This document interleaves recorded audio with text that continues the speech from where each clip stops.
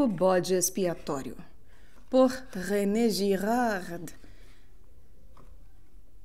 A tradução é de Ivo Storniolo. A editora é Paulo. Se você está no canal Lê Conde.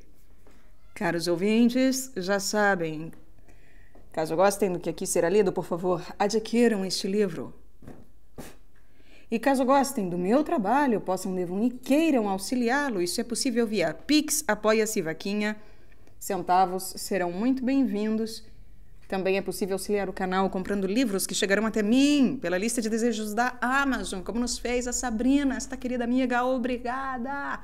E também é possível auxiliar o canal tornando-se membro. São diversas as possibilidades. Deem uma olhada, os links estão todos cá abaixo.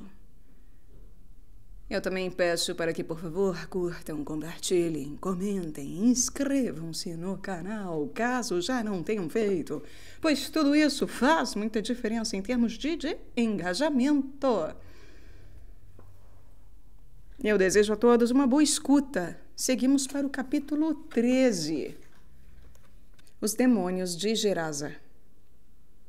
Os evangelhos nos mostram todo tipo de relações humanas que parecem de início incompreensíveis, profundamente irracionais, mas que podem e devem se ligar em última análise à unidade de um único fator, o mimetismo, fonte primeira daquilo que dilacera os homens, de seus desejos, de suas rivalidades, de seus mal-entendidos trágicos e grotescos, fonte de toda desordem por conseguinte, mas igualmente fonte de toda ordem por meio dos bodes expiatórios, vítimas espontaneamente reconciliadoras, pois elas reúnem contra si, em um paroxismo final sempre mimético, mas unânime, aqueles que os efeitos miméticos anteriores e menos extremos teriam dirigido uns contra os outros. É este jogo, evidentemente, que subjaz a todas as gêneses mitológicas e religiosas do planeta, o jogo que as outras religiões, como vimos, conseguem dissimular para nós, suprimindo ou camuflando os assassínios coletivos, atenuando ou apagando os estereótipos perseguidores de 1001 modos, enquanto os evangelhos, ao contrário, mostram esse mesmo jogo com rigor e um poder que não tem equivalente em nenhum outro lugar. É bem isso que acabamos de constatar lendo a negação de Pedro, o assassínio de João Batista, e, sobretudo, relendo a própria paixão, verdadeiro coração e centro de toda essa revelação, da qual ela salienta as linhas de força com tal insistência que qualifiquei de didática.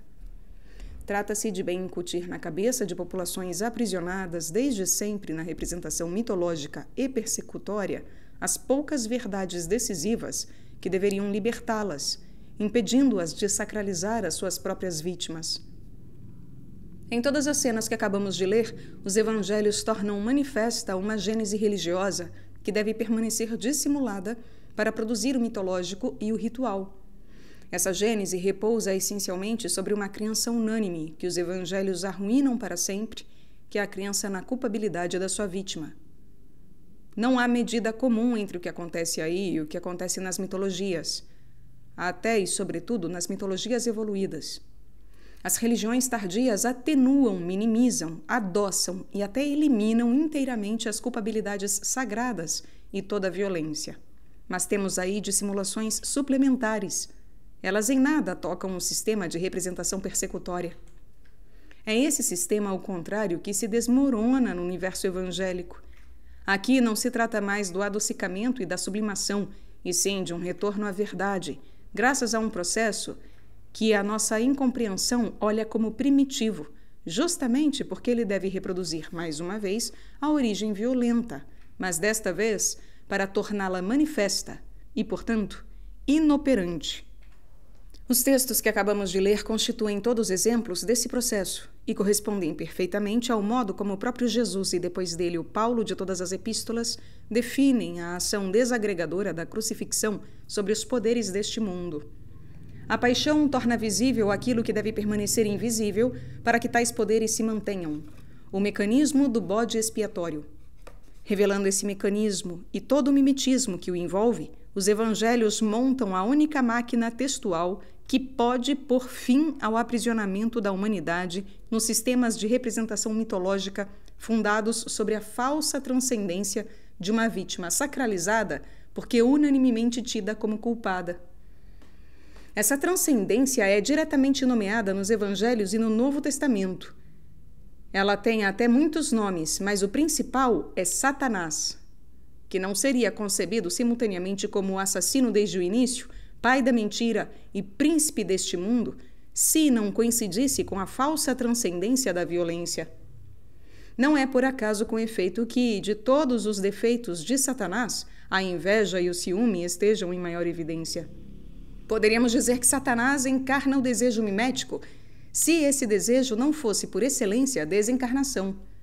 É ele que esvazia de conteúdo todos os seres, todas as coisas e todos os textos. Quando a falsa transcendência é focalizada em sua unidade fundamental, os evangelhos dizem o diabo ou Satanás. Todavia, quando é focalizada em sua multiplicidade, ela é sobretudo questão de demônios e de forças demoníacas. O termo demônio, pode ser francamente sinônimo de Satanás, mas ele se aplica, sobretudo, a formas inferiores de poder deste mundo, a manifestações degradadas que diríamos psicopatológicas. Pelo único fato de que ele aparece como múltiplo e que se fragmenta, a transcendência perde algo da sua força e tende a cair na pura desordem mimética. A diferença de Satanás, portanto, percebido simultaneamente como princípio de ordem e princípio de desordem, as forças demoníacas são invocadas nos casos em que a desordem predomina. Uma vez que os evangelhos conferem de bom grado aos poderes, nomes que provêm da tradição religiosa e das crenças mágicas, eles não cessaram, parece, de neles ver entidades espirituais autônomas, dotadas de uma personalidade individual. A cada página, ou quase, dos evangelhos, vemos demônios tomarem a palavra, interpelarem Jesus, suplicar que os deixe em paz. Na grande cena da tentação do deserto, que figura nos 3 evangelhos sinóticos, Satanás intervém pessoalmente para seduzir o Filho de Deus com promessas falaciosas e desviá-lo de sua missão. Não é preciso concluir que, longe de destruir, como afirmo, as superstições mágicas e todas as crenças religiosas vulgares, os evangelhos relancem esse tipo de crença sob uma forma particularmente perniciosa. É sobre a demonologia e o satanismo evangélico, além do mais, que se apoiam os caçadores de bruxas no fim da Idade Média, para justificar suas atividades. Para muitas pessoas, sobretudo em nossa época, o pulular demoníaco obscurece o aspecto luminoso dos evangelhos, e as curas miraculosas de Jesus se distinguem mal dos exorcismos tradicionais nas sociedades primitivas. Nenhuma cena de milagre figura nos comentários que até agora apresentei. Alguns críticos tomaram nota disso e se perguntam, naturalmente, se não estou evitando uma confrontação que talvez não se mostrasse vantajosa para minha tese. É escolhendo os meus textos com maior cuidado para evitar todos os outros, dizem, por vezes, que confiro uma falsa verossimilhança a perspectivas demasiado contrárias ao bom senso para merecerem ser tomadas seriamente. Encontro-me, portanto, sem escapatória. Para dar à prova um caráter tão decisivo quanto possível, volto-me de novo para Marcos, pois dos 4 evangelistas é o mais ávido de milagres, aquele que lhes consagra mais lugar e que os apresenta de modo mais contrário à sensibilidade moderna. De todas as curas miraculosas de Marcos, a mais espetacular, talvez, é o episódio dos demônios de Gerasa. O texto é suficientemente longo e rico em detalhes concretos para oferecer ao comentador uma tomada que lhe faria falta diante de relatos mais breves. Meus críticos mais severos deveriam aprovar minha escolha. Gerasa é um desses textos aos quais, em geral, não se faz alusão em nossos dias sem o qualificar de selvagem, de primitivo, de atrasado, de supersticioso e de todos os outros epítetos que os positivistas aplicavam ao religioso em geral, sem distinção de origem, mas que se reservam doravante unicamente ao cristianismo, porque o julgam demasiado pejorativos para as religiões não cristãs. Centro a minha análise sobre o texto de Marcos, mas que se reservam doravante unicamente ao cristianismo, porque os julgam demasiado pejorativo para as religiões não cristãs. Centro a minha análise sobre o texto de Marcos, mas recorrerei a Lucas e a Mateus cada vez que a sua versão apresentar variantes interessantes. Depois de ter atravessado o Mar da Galileia, Jesus desembarca sobre a margem leste, em território pagão, no território chamado de Decápole. Abre aspas.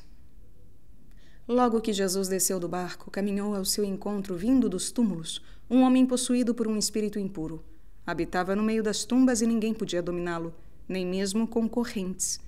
Muitas vezes já o haviam prendido com grilhões e algemas, mas ele arrebentava os grilhões e estraçalhava as correntes, e ninguém conseguia subjugá-lo. E sem descanso, dia e noite, perambulava pelas tumbas e pelas montanhas, dando gritos e ferindo-se com pedras. Ao ver Jesus de longe, correu e prostrou-se diante dele, clamando em alta voz: Que queres de mim, Jesus, Filho do Deus Altíssimo? Conjuro-te por Deus que não me atormentes. Com efeito, Jesus lhe disse: Sai deste homem, espírito impuro. E perguntou-lhe: Qual é o teu nome? Respondeu: Legião é o meu nome, porque somos muitos. E rogava-lhe insistentemente que não os mandasse para fora daquela região. Ora, havia ali, pastando na montanha, uma grande manada de porcos. Rogava-lhe então, dizendo: Manda-nos para os porcos, para que entremos neles. Ele o permitiu.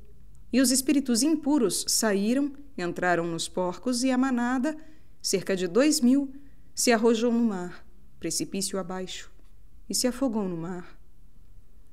Os que os apacentavam fugiram e contaram o fato na cidade e nos campos. E acorreram a ver o que havia acontecido. Foram até Jesus e viram um endemoniado sentado, vestido e em são juízo, aquele mesmo que tivera a legião, e ficaram com medo. As testemunhas contaram-lhes o que acontecera com o endemoniado e o que houve com os porcos. Começaram então a rogar-lhe que se afastasse do seu território. Fecha aspas. O possuído tem a sua moradia nos túmulos. Este fato chama muito a atenção do evangelista, pois ele o repete 3 vezes.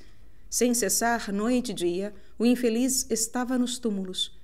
Ele vem ao encontro de Jesus saindo dos túmulos. Ele é o homem mais livre que existe, pois quebra todas as correntes, pois despreza todas as regras, pois renunciou até às vestes, diz-nos Lucas, mas é cativo da sua possessão, prisioneiro da sua própria loucura. Este homem é um morto-vivo. Seu estado é um fenômeno de crise, no sentido de indiferenciação mimética e persecutória.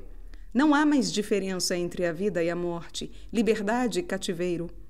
A existência nos túmulos, longe dos lugares habitados, contudo, não é um fenômeno permanente, o resultado de uma ruptura única e definitiva entre o possuído e a comunidade. O texto de Marcos sugere que os gerazenos e o endemoniado estão instalados há muito tempo em uma patologia do tipo cíclico. Lucas salienta o fato mais ainda, apresentando o possuído como um homem da cidade e nos informando de que o demônio arrastava para os lugares solitários apenas no decorrer dos seus acessos.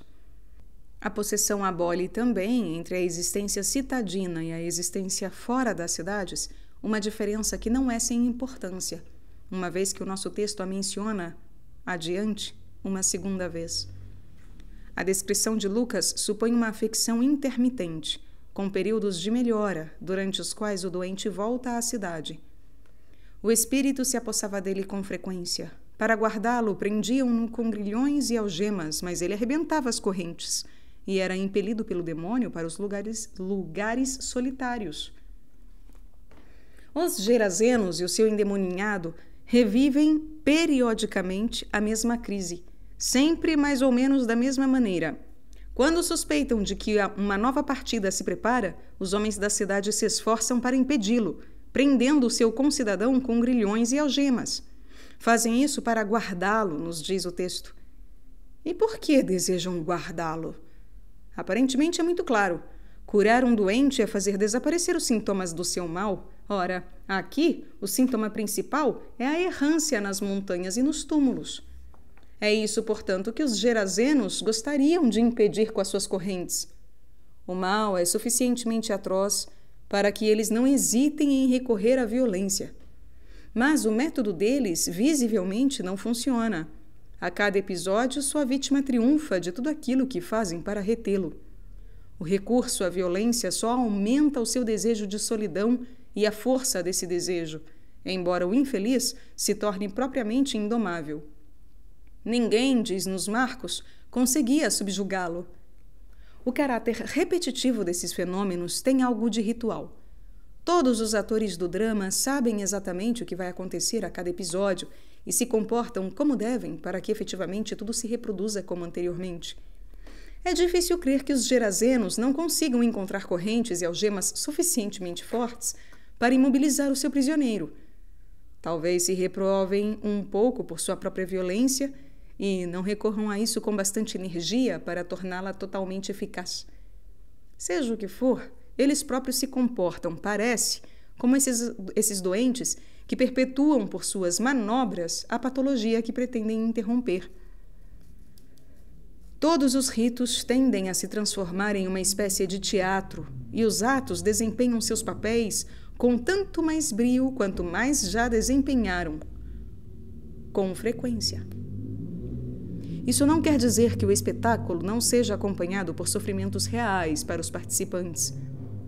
Devem ser reais, de uma e de outra parte, a fim de conferir ao drama a eficácia que visivelmente possui, para toda a cidade e os seus arredores, ou seja, em outra palavra, para toda a comunidade. Os gerazenos estão visivelmente consternados com a ideia de se verem repentinamente privados disso. É necessário que, de certo modo, eles gostem desse drama e até que tenham necessidade dele para suplicar a Jesus, como o fazem, que se afaste imediatamente e não mais intervenha em suas questões.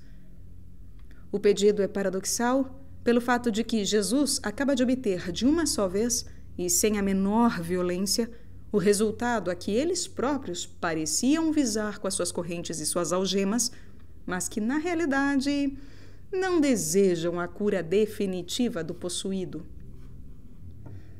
Aqui, como em todo lugar, a presença de Jesus revela a verdade dos desejos dissimulados. É sempre a profecia de Simeão que se verifica. Este menino foi colocado como sinal de contradição, para que se revelem os pensamentos íntimos de muitos corações. Mas o que significa esse drama? Como ele se define sobre o plano simbólico? O doente corre nos túmulos e nas montanhas, nos diz Marcos, lançando gritos e ferindo-se com pedras. Em seu notável comentário a este texto, Jan Starobinski define de modo perfeito essa estranha conduta. É uma autolapidação. É uma autolapidação. Todavia, por que quereria ele lapidar a si próprio? Por que estaria obcecado pela lapidação? Quando ele arrebenta suas correntes para se afastar da comunidade, o possuído deve se crer perseguido por aqueles que tentaram acorrentá-lo. Talvez realmente o seja. Ele foge das pedras que seus perseguidores poderiam nele atirar. Os habitantes da sua aldeia perseguiam o infeliz Jó a golpes de pedra. Nada de semelhante é mencionado no relato de Gerasa. É talvez por nunca ser objeto de uma lapidação efetiva que o endemoniado se fere a golpes de pedra. Ele mantém de modo mítico o perigo pelo qual se crê ameaçado. Teria sido ele objeto de ameaças reais e é sobrevivente de uma lapidação abortada como a mulher adúltera no Evangelho de João? Ou trata-se, neste caso, de um medo completamente imaginário, de um simples fantasma? Se vocês se dirigirem a nossos contemporâneos, eles dirão de modo peremptório que se trata de um fantasma. Para não ver, sem dúvida, nem as coisas terríveis que acontecem ao nosso redor, nem a proteção, talvez temporária, de que fruímos, uma escola importante decidiu explicar tudo pelo fantasma. Admitamos o fantasma da lapidação. Todavia, coloco então uma questão a nossos eminentes psicanalistas.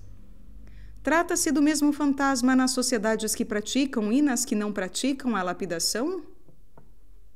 Talvez o possuído diga a seus concidadãos: vocês não precisam, vejam bem, tratar-me como gostariam de fazer. Não tem necessidade de me lapidar. Eu mesmo me encarrego de executar a sentença de vocês. A punição que inflijo a mim mesmo ultrapassa em horror tudo que sonhais infligir a mim. É preciso notar o caráter mimético dessa conduta. Como se procurasse por bem não ser expulso e lapidado, o possuído se expulsa e se lapida a si mesmo. Ele mimetiza de modo espetacular todas as etapas do suplício que as sociedades do Oriente Médio infligiam àqueles que elas viam como definitivamente maculados, os criminosos irrecuperáveis. A primeiro a caça ao homem, depois a lapidação. E o resultado final é a morte. É por isso que o possuído reside nos túmulos. Os gerazenos devem de fato entender um pouco esta reprovação que lhes é feita, sem o que não se comportariam como o fazem com aquele que a faz. Sua violência mitigada é um protesto ineficaz. Não, respondem eles, não queremos lapidar você, pois queremos guardar você junto de nós. Nenhum ostracismo pesa sobre você. Infelizmente, como todas as pessoas que se sentem acusadas falsamente, mas de modo apesar de tudo verossímil, os gerazenos protestam com violência e protestam sua boa-fé por meio da violência e reforçam o terror do seu possuído. A prova de que tem um pouco de consciência da sua própria contradição são as correntes nunca suficientemente fortes para convencer a sua vítima de suas boas intenções em relação a ela. A violência dos gerazenos não é feita para proteger o possuído, e reciprocamente a violência do possuído inquieta os gerazenos. Como sempre, cada um pretende concluir a violência por meio de uma violência que deveria ser definitiva, mas que perpetua a circularidade do processo. Há uma simetria visível de todas essas extravagâncias, a autolaceração e as corridas nos túmulos de um lado e as correntes grandiloquentes do outro. Há uma espécie de cumplicidade entre a vítima e os seus carrascos para perpetuar o equívoco de um jogo, visivelmente necessário para o equilíbrio do conjunto gerazeno. O possuído se violenta para reprovar a violência de todos os gerazenos. Os gerazenos lhe remetem a sua reprovação e a remetem com uma violência que reforça mais a dele e verifica, de algum modo, a acusação e a contra-acusação que circulam sem fim no sistema.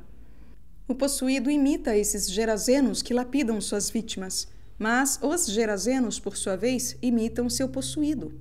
É uma relação de duplos e de espelhos que existe entre esses perseguidores perseguidos e este perseguido perseguidor.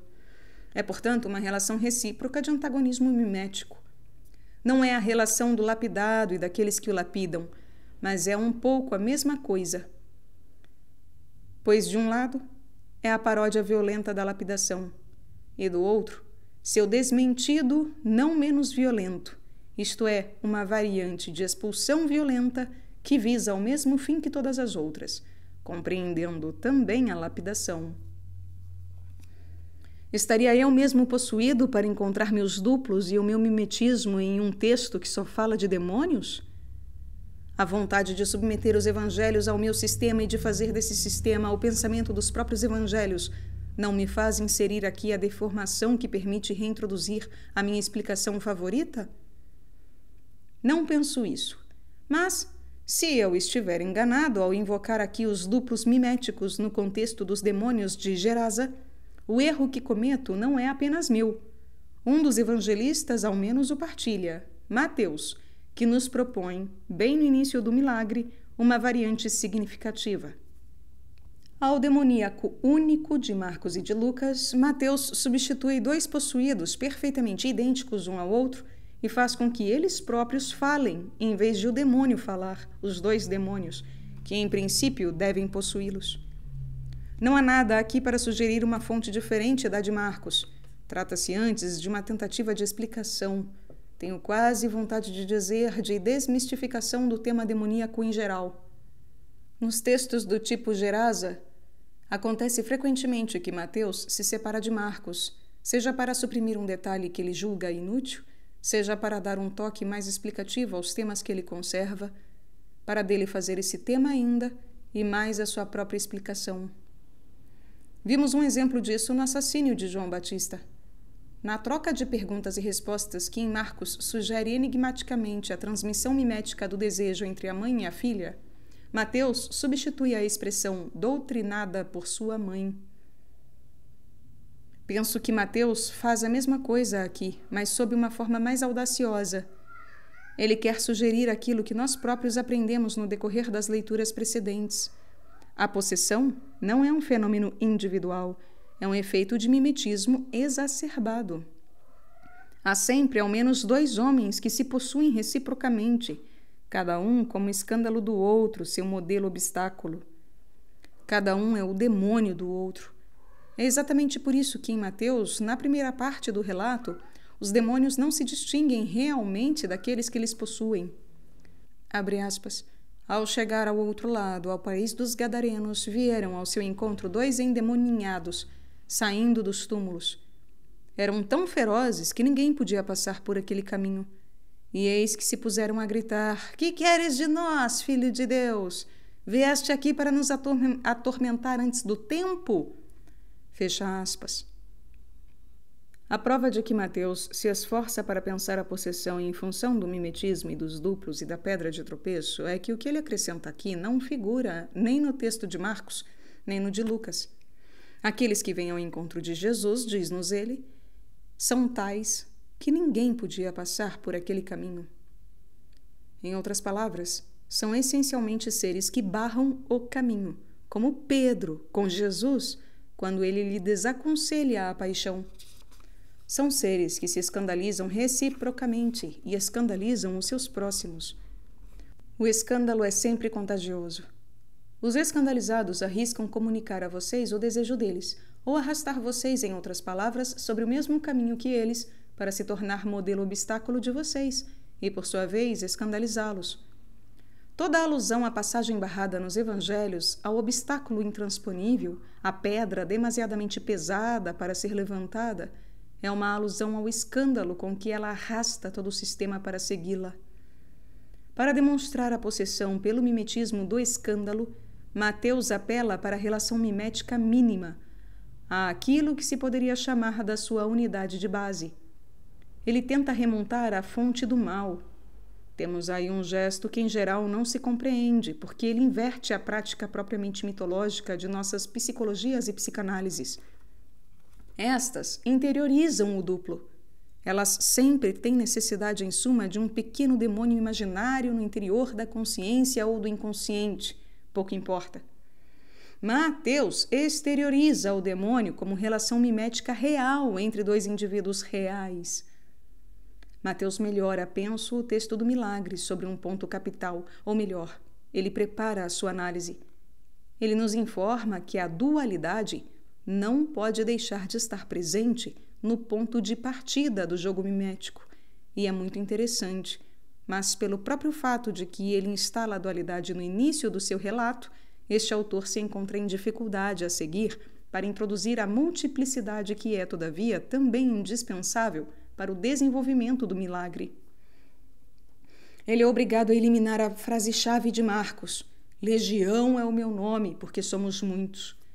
Aquela que mais contribui para a celebridade do texto, tendo em seu desenvolvimento a estranha passagem do singular para o plural. Essa ruptura se encontra, por outro lado, na frase seguinte, que reproduz em estilo indireto a sequência das intenções que o demônio supõe em Jesus. E ele rogava-lhe insistentemente que não os mandasse para fora daquela região. Portanto, não encontramos mais em Mateus nem em Lucas, que é todavia mais próximo de Marcos, a ideia essencial de que o demônio é uma verdadeira multidão, embora fale como um único homem e embora, de certo modo, ele seja um. Perdendo a multidão dos demônios, Mateus perde aquilo que justifica o afogamento de uma imensa manada de porcos que, todavia, ele mantém. Em outras palavras, ele perde mais do que ganha. Diríamos, por outro lado, que ele tem consciência do seu fracasso e encurta todo o final deste milagre. Como todos os toques de gênio de Marcos, como a questão de Salomé à sua mãe, o que devo desejar? Esta justaposição do singular e do plural na mesma frase pode passar como uma espécie de desajeitamento eliminado por Lucas, geralmente mais hábil e mais correto que Marcos em seu manejo da língua. Legião, respondeu, porque muitos demônios haviam entrado nele. E rogavam-lhe que não os mandasse ir para o abismo.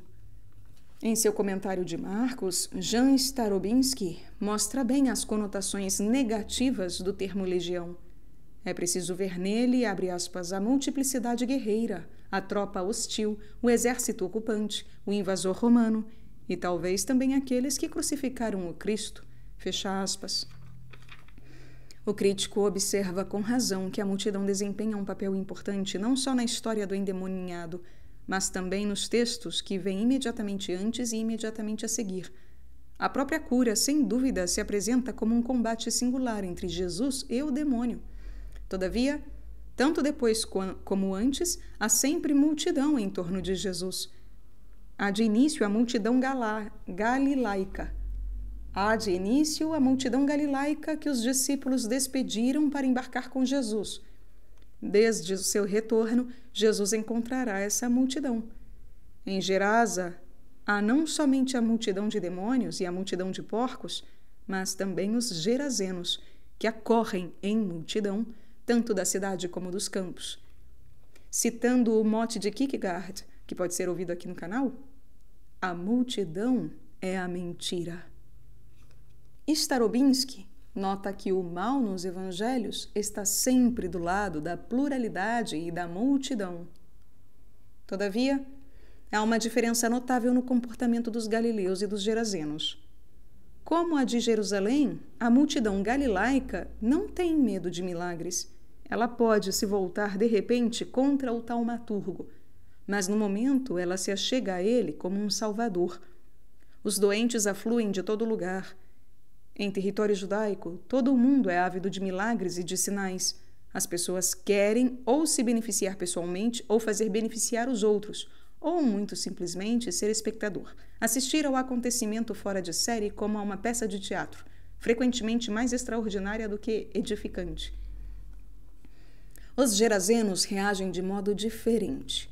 Quando veem o endemoninhado sentado, vestido e em são juízo, aquele mesmo que tivera a legião, ficam tomados de pavor. Pedem que os guardiões dos porcos expliquem o que acontecera com o endemoninhado e o que houve com os porcos. Longe de acalmar os seus temores e excitar o entusiasmo, ou ao menos a sua curiosidade, o relato aumenta ainda mais a sua angústia. Os habitantes do lugar exigem a partida de Jesus, e Jesus os atende, sem acrescentar uma só palavra. O homem que lhe havia curado quer segui-lo, mas ele lhe ordena que permaneça com os seus.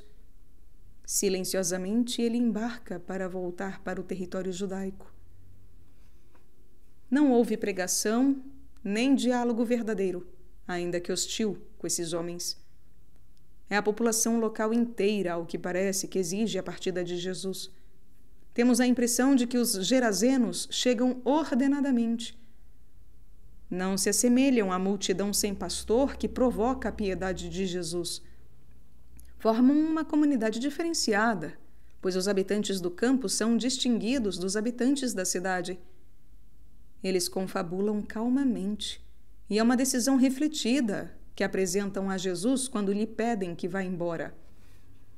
Eles não respondem ao milagre pela adulação histérica, nem pelo ódio da paixão, mas por um fim que não implica nenhuma hesitação.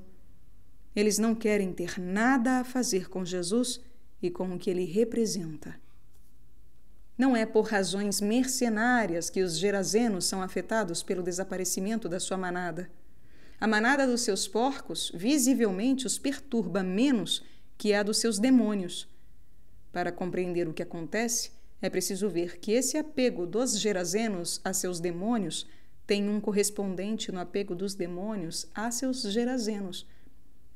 Legião não teme demasiado se desalojar, contanto que lhe permitam permanecer no país. Rogava-lhe insistentemente que não os mandasse para fora daquela região. Como os demônios não podem ficar sem uma moradia viva, desejam possuir algum outro, um ser humano de preferência, mas, em sua falta, um animal. Aqui, a manada de porcos. A modéstia do pedido mostra que os demônios não têm ilusões. Eles solicitam, como um favor, o direito de se instalar nesses animais repugnantes. Portanto, não seriam levados para longe do lugar. Sabem que estão tratando com um parceiro forte.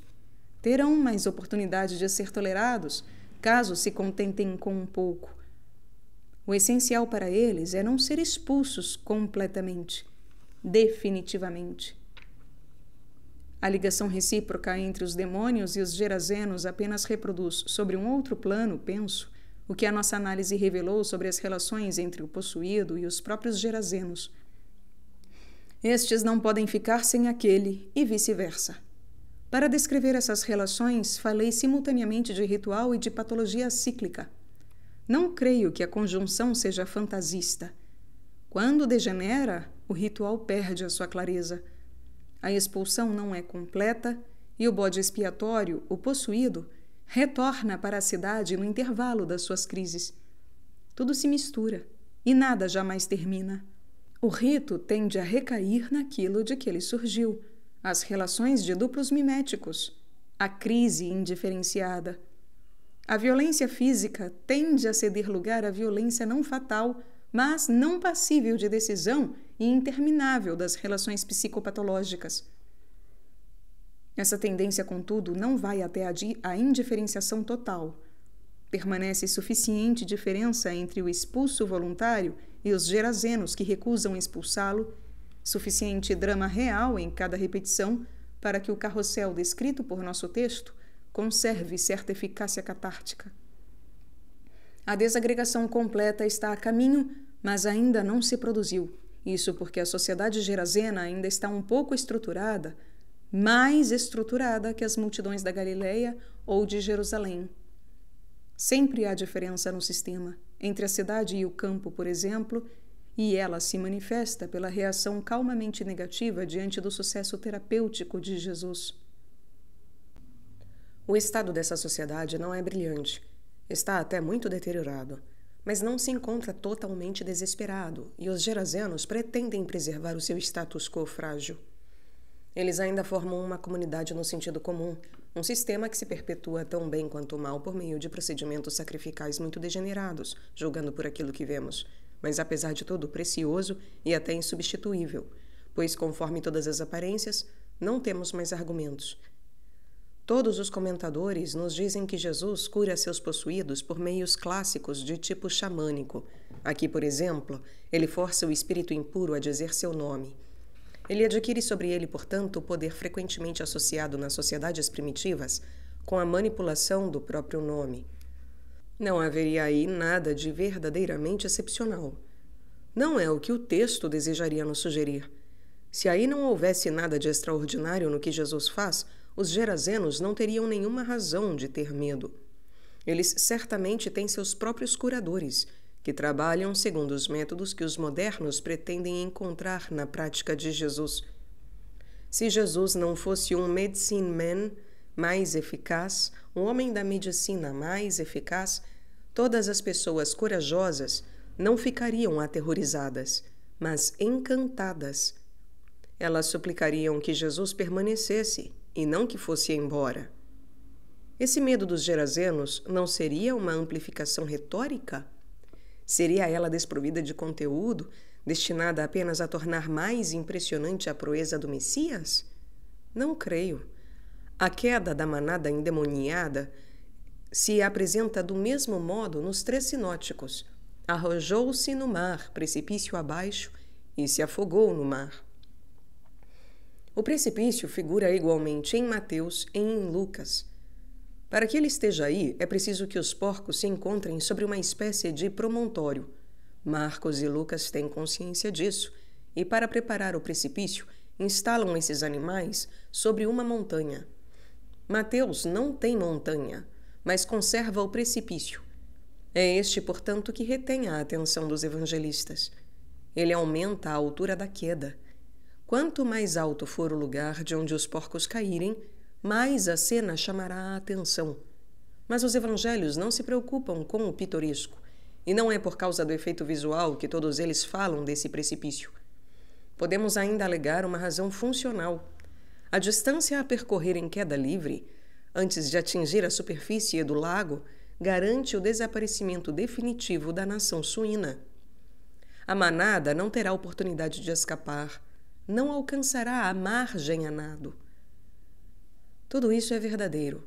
O precipício é necessário para a economia realista da cena, mas a preocupação de realismo também não é muito evangélica. Há outra coisa, mais essencial. Os que estão acostumados com textos mitológicos e religiosos reconhecem imediatamente, ou deveriam reconhecer, esse tema do precipício. Assim como a lapidação, a queda do alto da falésia, tem conotações coletivas, rituais e penais. É uma prática social extremamente espalhada no mundo antigo, assim como nas sociedades chamadas primitivas. É um modo de imolação sacrificial, que se diferencia mais tarde como modo de execução capital. Em Roma, é o princípio da rocha tarpeia. No universo grego, a entrega à morte periódica do fármacos ritual por vezes se realiza desta maneira, principalmente em Marsella. Obrigavam o infeliz a se precipitar no mar de uma altura tal que fatalmente morreria. 2 grandes modos de entrega à morte ritual figuram de maneira quase explícita em nosso texto: a lapidação e a queda do alto da falésia. Há semelhanças entre elas. Todos os membros da coletividade podem e devem atirar pedras sobre a vítima. Todos os membros da coletividade podem e devem avançar simultaneamente na direção do condenado, acuando-o até a beira da falésia para não lhe deixar outra saída além da morte. As semelhanças não se limitam ao caráter coletivo da execução. Todo o mundo participa na destruição do anátema, mas ninguém entra em contato direto, físico, com ele. Ninguém se arrisca a ficar maculado. Apenas o grupo é responsável. Os indivíduos partilham todos o mesmo grau de inocência e de responsabilidade. Verificamos, sem dificuldade, que tudo isso é verdadeiro igualmente a respeito de todos os outros modos de execução tradicionais, particularmente de todas as formas de exposição de que a crucifixão constitui uma variante. O temor supersticioso do contato físico com a vítima não deve nos cegar para o fato de que essas técnicas de entrega à morte resolvem um problema essencial para sociedades com sistema judiciário fraco ou inexistente, de sociedades ainda impregnadas pelo espírito da vingança privada, frequentemente confrontadas, por conseguinte, com a ameaça de uma violência interminável no seio da comunidade. Esses modos de execução não oferecem nenhum meio ao apetite de vingança, pois eles eliminam toda a diferença nos papéis individuais. Os perseguidores agem todos do mesmo modo. Qualquer sonho de vingança deve se tornar responsabilidade da coletividade inteira. É como se a força do Estado, ainda inexistente nesse tipo de sociedade, se pusesse a existir de modo temporário, mas real, e não apenas simbólico, nessas formas violentas de unanimidade. Esses modos coletivos de execução capital correspondem tão bem à necessidade que acabo de definir que os concebemos mal de início, como que surgindo de um modo espontâneo nas coletividades humanas. Eles estão demasiadamente bem adaptados a seu fim, parece, para não terem sido pensados antes de ser realizados. Aí temos sempre tanto a ilusão moderna do funcionalismo que crê que a necessidade cria o órgão, como também a ilusão mais antiga das próprias tradições religiosas, que sempre apontam com o dedo uma espécie de legislador primordial, um ser de uma sabedoria e de uma autoridade sobre-humanas que teria dotado a comunidade de todas as suas instituições fundamentais. Na realidade, as coisas devem ter acontecido de outra forma. É absurdo pensar que um problema como o nosso foi colocado de modo teórico antes de ser resolvido na prática. Mas é impossível evitar esse absurdo enquanto não temos a solução anterior ao problema, enquanto não vemos qual tipo de solução pôde proceder o problema. Só pode se tratar, é claro, de um efeito espontâneo de bode expiatório. No paroxismo do mimetismo conflitual, a polarização sobre uma vítima única pode se tornar tão poderosa que todos os membros do grupo se esforçam para participar em seu assassínio. Esse tipo de violência coletiva tenderá espontaneamente para formas de execução unânimes, igualitárias e à distância, como acabo de definir. Quer dizer que os grandes legisladores primordiais, de que tantas tradições religiosas falam, jamais existiram? De modo nenhum. É preciso sempre levar a sério as tradições primitivas, sobretudo quando elas se assemelham. Os grandes legisladores existiram, mas jamais promulgaram a legislação enquanto viveram. Com toda a evidência, eles estão profundamente unidos aos bodes expiatórios, cujo assassínio realizado é escrupulosamente imitado, recopiado e aperfeiçoado nos ritos, por causa de seus efeitos reconciliadores. Os efeitos são reais, porque esse assassínio se assemelha já ao tipo de execução capital que dele deriva e que reproduz os mesmos efeitos, cortando pela base a vingança. Ele parece então provir de uma sabedoria mais que humana, e só pode ser atribuído ao bode expiatório sacralizado, como todas as instituições que derivam do mecanismo vitimário. O legislador supremo é a própria essência do bode expiatório sacralizado. O personagem de Moisés é um exemplo desse bode expiatório legislador. Sua gagueira é um sinal vitimário. Há nele traços de culpabilidade mítica. O assassínio do egípcio, a falta que acarreta a interdição de entrar na terra prometida, a responsabilidade nas 10 pragas do Egito, que são pestes indiferenciadoras. Todos os estereótipos da perseguição estão presentes, excetuando o assassínio coletivo, mas este aparece sobre as margens da tradição oficial, da mesma forma que para Rômulo. Freud não errou ao levar a sério esse rumor de assassínio coletivo. Todavia, volto para os demônios de Gerasa. É razoável fazer intervir a lapidação e a execução do Alto da Falésia da explicação desse texto? É razoável associar esses dois modos de entrega à morte? Penso que sim. O texto nos convida a isso. A lapidação figura em todo lugar nos Evangelhos e nos Atos dos Apóstolos. Já mencionei a mulher adúltera salva por Jesus. O primeiro mártir, Estevão, é lapidado. A própria paixão é precedida por diversos esboços de lapidação. Há também, e é muito significativo, uma tentativa falha de precipitar Jesus do alto de uma falésia. A cena acontece em Nazaré. Jesus é mal acolhido na cidade da sua infância. Ele aí não consegue fazer nenhum milagre. Sua pregação na sinagoga escandaliza os seus ouvintes. Ele se afasta, sem ser incomodado, salvo em Lucas, onde figura o que segue, abre aspas.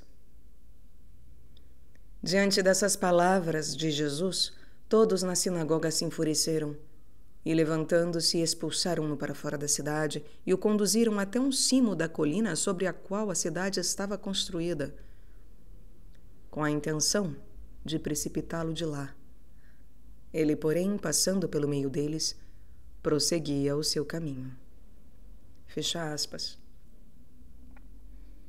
Devemos ver nesse episódio um esboço e, por conseguinte, um anúncio da paixão. Sua presença revela que Lucas e os outros evangelistas certamente consideram a queda do Alto da Falésia, assim como a lapidação, como um equivalente da crucifixão. Eles compreendem o interesse dessa equivalência. Todas as formas do assassínio coletivo significam a mesma coisa, e esse é o sentido que Jesus e a sua paixão revelam. É essa revelação que importa, e não a localização real de tal ou tal elevação. Na opinião de pessoas que conhecem Nazaré, a cidade e seus arredores imediatos não se prestam ao papel que Lucas quer fazê-los desempenhar. Não há elevação. Essa inexatidão geográfica não escapou à vigilância histórico-positiva. A crítica não poupou os comentários sardônicos. Infelizmente, ela jamais prolongou a curiosidade a ponto de se perguntar por que Lucas adota a cidade de Nazaré de uma falésia inexistente. Os professores positivistas eram almas relativamente cândidas. Seu universo era um vasto exame de história e de geografia, ao qual remetiam sistematicamente os evangelhos, crendo com isso refutá-los para sempre. Demonstrar sua impudente fraude. Isso bastaria para a sua felicidade. Os evangelhos se interessam demasiadamente pelas diversas variantes da morte coletiva para se interessar pela topografia de Nazaré. Sua verdadeira preocupação se encontra na autolapidação do endemoninhado e na queda dos porcos precipício abaixo. Aqui, porém, não é o bode expiatório que passa por cima da falésia. Não é uma vítima única ou um pequeno número de vítimas, mas a multidão dos demônios, os 2.000 porcos endemoninhados. Os aspectos habituais são invertidos.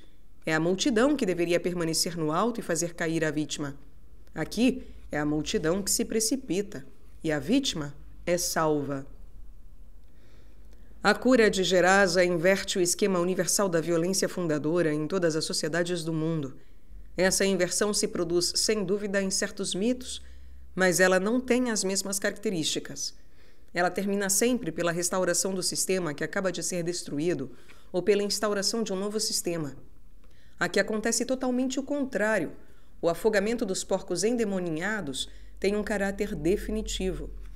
É um acontecimento sem futuro, exceto para o próprio miraculado.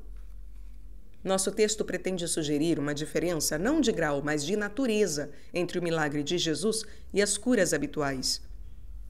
E essa diferença de natureza corresponde realmente a todo um conjunto de dados concordantes. É o que os comentadores modernos não veem. Os aspectos fantásticos do milagre parecem demasiadamente gratuitos para reter a atenção por muito tempo. Não se vêem velhas fórmulas mágicas no pedido que os demônios fazem a Jesus, sua retirada desordenada para a manada e a ruína dela. Na realidade, o tratamento desses temas é excepcional e corresponde rigorosamente ao que exige neste ponto a revelação do mimetismo vitimário, considerando o estilo do conjunto, que permanece demonológico. Os demônios toleram rigorosamente que sejam expulsos, com a condição de que não sejam expulsos para fora daquela região. Isso quer dizer, penso, que os exorcismos ordinários sempre são apenas deslocamentos locais, trocas e substituições que podem sempre se produzir dentro de uma estrutura, sem acarretar mudança apreciável, sem comprometer a perpetuação do conjunto. Os curadores tradicionais têm uma ação real, mas limitada, à medida que só melhoram o estado de um indivíduo X às expensas de um outro indivíduo Y, ou vice-versa. Em linguagem demonológica, isso quer dizer que os demônios de X o deixaram e se instalaram em Y. Os curadores modificam certos aspectos miméticos, mas suas pequenas manipulações não comprometem o equilíbrio do sistema, que permanece intacto.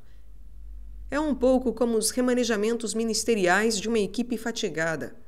O sistema permanece e deve ser definido não como de homens somente, mas de homens e de seus demônios. É o sistema total que é ameaçado pela cura do possuído e o afogamento concomitante da legião. Os gerazenos o percebem, e é isso que os inquieta.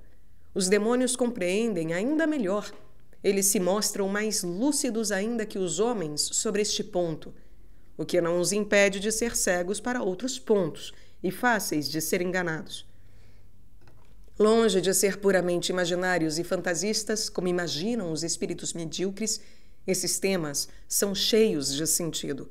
As qualidades atribuídas aos demônios correspondem rigorosamente às propriedades verdadeiras dessa estranha realidade que os evangelhos lhes fazem de algum modo encarnar, a desencarnação mimética. Quanto mais o desejo se torna frenético e demoníaco, menos suas próprias leis lhe escapam, mas sua lucidez em nada diminui sua submissão. Os grandes escritores apreciam e colocam em cena esse saber paradoxal. É dos demônios de Gerasa que Dostoiévski tira não somente o título do seu romance Os Demônios, mas o sistema de relações entre os personagens e o dinamismo do abismo que arrebata o sistema. Os demônios tentam negociar com Jesus, como fazem com os curadores locais. Tratam de igual para igual com aqueles cujo poder ou impotência não difere do deles. Com Jesus, a negociação é mais aparente que real. Este viajante não é iniciado de nenhum culto local, não foi mandado por ninguém na comunidade.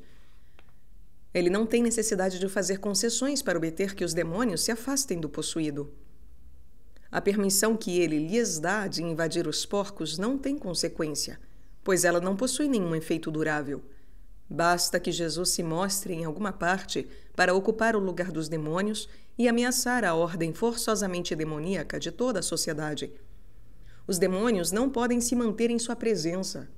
Sua agitação torna-se extrema. Eles passam por breves convulsões de agonia e depois tendem a se desintegrar completamente. É o curso inevitável das coisas que nos mostra o momento paroxístico do nosso milagre. Em todas as grandes derrotas, as manobras últimas se tornam um instrumento perfeito da debandada. É essa dupla significação que o nosso texto consegue conferir ao comércio entre o taumaturgo e os demônios. É bem das práticas dos xamãs e de outros curadores que este tema é tirado, mas aqui ele é tão somente um veículo para significações que o ultrapassam. Na presença de Jesus, os demônios só esperam se manter nas margens do universo em que antes reinavam, nos cantos mais repugnantes. Para se pôr a salvo do abismo que os ameaça, em suma, os demônios se dirigem voluntariamente para ele. Tomados de pânico, decidem apressadamente e, na falta de melhor, se tornarem porcos. Isso estranhamente se assemelha àquilo que acontece um pouco em todo lugar. Todavia, mesmo tornando-se porcos, como os companheiros de Ulisses, os demônios não podem se manter. O afogamento é uma perdição definitiva. Ela realiza os piores temores da horda sobrenatural. Há de ser expulsa para fora da região. Eis a expressão de Marcos, e ela é preciosa, pois faz tomar consciência da natureza social da aposta, do papel que o endemoninhado desempenha naquilo que alguns chamam de simbólico. O texto de Lucas também não está mal, mostrando-nos os demônios que suplicam a Jesus que não os mande para sempre para o abismo. Este evangelho fala melhor da aniquilação definitiva do demoníaco, isto é, a significação maior do texto. Aqui explica a reação dos próprios gerazenos. Esses desafortunados pressentem que o seu precário equilíbrio repousa sobre o endemoninhado, isto é, sobre o tipo de atividades que se desenrola periodicamente entre eles e a espécie de celebridade local que o seu possuído se tornou. Na possessão, não há nada que não seja o resultado de um mimetismo frenético. É o que sugere, como disse antes, a variante em Mateus, que substitui dois possuídos indiferenciados, portanto miméticos, ao endemoninhado solitário dos outros dois sinóticos. O texto de Marcos exprime no fundo a mesma coisa, de modo menos visível, mas ainda mais essencial. Menos visível porque mais essencial, ao mostrar-nos seu personagem único possuído por um demônio simultaneamente único e múltiplo, singular e plural. Isso quer dizer que o possuído não é o possuído de um único outro somente, como o sugere Mateus, mas de todos os outros enquanto simultaneamente um e múltiplos. Em outras palavras, enquanto formam uma sociedade no sentido humano do termo, ou, se preferirmos, no sentido demoníaco, uma sociedade fundada sobre a expulsão coletiva. É precisamente isso que o possuído imita. Os demônios existem à imagem do grupo humano. Eles são a imago desse grupo, porque são sua imitatio. Eles são sua imagem, imagem deste grupo humano, porque são sua imitação. Assim como a sociedade gerazena, no fim do nosso texto, a sociedade dos demônios, no início, possui uma estrutura, uma espécie de organização. Ela é a unidade do múltiplo. Legião é o meu nome, porque somos muitos. Assim como uma voz se eleva no fim para falar em nome de todos os gerazenos, uma voz se eleva no início para falar em nome de todos os demônios. E essas duas vozes, na verdade, dizem a mesma coisa. Uma vez que entre Jesus e os demônios toda a coexistência é impossível, é o mesmo pedir que Jesus não expulse os demônios quando se é demônio e pedir-lhe que vá embora quando se é gerazeno. A prova essencial do que estou dizendo, a identidade dos demônios e dos gerazenos, é o comportamento do possuído enquanto ele é o possuído desses demônios. Os gerazenos lapidam suas vítimas e os demônios forçam a deles a se lapidar ela mesma, o que dá no mesmo. Este possuído arquetípico mimetiza a prática social mais fundamental, a que gera literalmente a sociedade transmutando a multiplicidade mimética mais atomizada na unidade social mais forte, a unanimidade do assassínio fundador. Ao dizer a unidade do múltiplo, a legião simboliza o próprio princípio social, o tipo de organização que repousa não sobre a expulsão definitiva dos demônios, mas sobre expulsões equívocas e mitigadas, do tipo ilustrado justamente por nosso possuído. Expulsões que levam, no fundo, à coexistência dos homens e dos demônios. Eu disse que legião simboliza a unidade múltipla do social, e isso é verdade. Todavia, na frase justamente célebre "Legião é meu nome porque somos muitos", ela simboliza essa unidade já a ponto de se desintegrar, uma vez que é a ordem inversa da geração social que prevalece. O singular que se transforma irresistivelmente em um plural dentro de uma só e mesma frase é a recaída da unidade na multiplicidade mimética. É o primeiro efeito da presença dissolvente de Jesus. É quase arte moderna. Eu é um outro, diz Mateus. Eu são todos os outros, diz Marcos. Tenho o direito de identificar a manada de porcos com a multidão dos linchadores? Irão me reprovar de curvar os evangelhos no sentido de minhas pertinentes obsessões? Como isso seria possível, uma vez que a identificação que exijo figura explicitamente em um evangelho ao menos, o de Mateus? Penso aqui num aforismo muito significativo, situado a pouca distância do relato de Gerasa. Não atireis vossas pérolas aos porcos, para que não as pisem, e voltando-se contra vós, vos estraçalhem. No relato de Gerasa, porém, são os linchadores, como disse, que sofrem o tratamento normalmente reservado à vítima. Eles não se lapidam, como o possuído, mas passam por cima do precipício, o que dá no mesmo. Para ver o que essa inversão tem de revolucionário, é preciso transportá-la em um universo que nosso humanismo antibíblico respeita mais que o judaico, o da antiguidade clássica, grega ou romana. É preciso imaginar o Fármacos fazendo passar a cidade grega com seus filósofos e matemáticos por cima do precipício. Do alto da rocha Tarpeia não é mais o reprovado que escorrega no vazio, e sim os majestosos cônsules, os virtuosos catãos, os jurisconsultos solenes, os procuradores da Judéia e todo o resto dos senatus populusci romanos. Senatus populusci romanos. Tudo isso se desvanece no abismo, enquanto acima a ex-vítima, vestida e em são juízo, observa calmamente o espantoso esvaecimento. A conclusão do milagre satisfaz certo apetite de revanche. Mas ela se justifica no quadro do pensamento que defino? Ela não comportaria uma dimensão exatamente vingativa, que contradiz a minha tese sobre a ausência de espírito vingativo nos evangelhos? Qual é a força que catapulta os porcos no mar da Galileia, senão o nosso desejo de vê-los aí cair, ou a violência do próprio Jesus?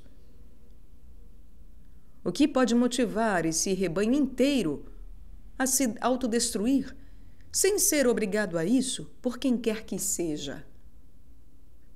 A resposta é evidente. Ela se chama espírito gregário. É ela que faz o rebanho ser justamente um rebanho. Em outras palavras, a tendência irresistível ao mimetismo.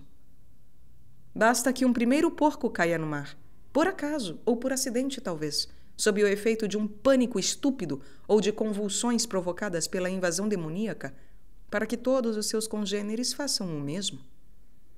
O sectarismo frenético combina muito bem com a indocilidade proverbial da espécie.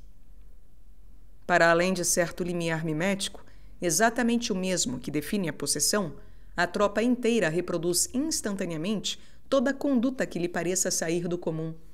É um pouco o fenômeno da moda nas sociedades consideradas avançadas, no sentido em que a de Gerasa já é bastante avançada. Que um animal qualquer, de repente, perca o pé sem o fazer de propósito, e eis o lançamento de uma nova moda, a do mergulho nos abismos, que vai encher de entusiasmo até o último porquinho. A menor incitação mimética abala multidões compactas. Quanto mais o fim for frágil, fútil, ou melhor ainda, fatal, frágil, fútil, ou melhor ainda, fatal, mais ele se envolverá de mistério e mais inspirará desejo. Todos esses porcos estão escandalizados, portanto, já em perda de equilíbrio, forçosamente interessados, de repente, e até eletrizados por uma perda de equilíbrio mais radical. Aí está o belo gesto que todos obscuramente procuravam, o gesto impossível de recuperar. Eles se precipitam sobre as pegadas do audacioso inovador. Jesus, quando fala, quase sempre coloca o mimetismo do escândalo no lugar de todo o diabolismo. Basta fazer a mesma coisa aqui e o mistério se dissipa. Esses porcos são verdadeiros possuídos, porque estão mimetizados até as orelhas. Se preferirmos absolutamente referências não evangélicas, não é em manuais de demonologia que devemos procurá-los. Também não é nas falsas ciências modernas do instinto, as que tristemente descobrem nosso futuro nas sombrias histórias de roedores. Prefiro me dirigir a uma literatura mais alegre e mais profunda. Os demônios suicidas de Gerasa são supercarneiros de Panurgo, que não têm sequer necessidade de um Dindenô para se lançar ao mar. Às questões que nosso texto coloca, uma resposta mimética nunca falta, e é sempre a melhor. E, caros ouvintes, deixarei uma pequena semente aqui caso queiram continuar a meditação. O autor não cita, provavelmente não citará, mas seria possível, inclusive, fazer um estudo também comparatório em relação ao fato de que essa passagem de Jesus em Nazaré, em que querem precipitá-lo também, procuram lançá-lo desde o alto, isso é uma prefiguração também da questão da cruz, em que, da elevação da cruz, ele desce até o Hades.